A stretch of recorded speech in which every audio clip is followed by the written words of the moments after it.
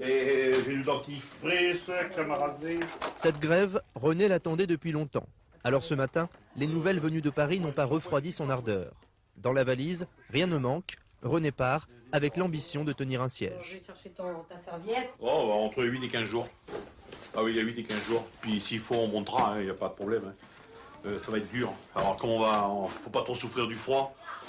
Faut mieux s'équiper, hein. Allez, on dit au revoir, papy. D'ordinaire, chez ce routier, les dimanches sont sacrés, réservés à la famille.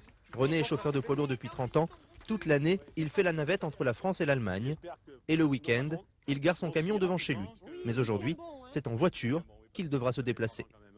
Quand je suis chez moi, ça fait 20 ans que le camion est chez moi. Et aujourd'hui? Et aujourd'hui, mon patron me l'a confisqué.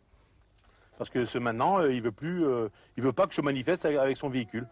L'année dernière, René n'a fait que 2 jours de grève. Cette fois-ci, il compte bien être parmi les premiers à manifester. Arrivé dans les locaux du syndicat, il faudra d'abord convaincre les délégués, plutôt réticents à la mise en place d'une action radicale. Donc tu commences le barrage par exemple d'une supposition à 10 h et tu termines à 16 h. T'emmerdes personne comme ça.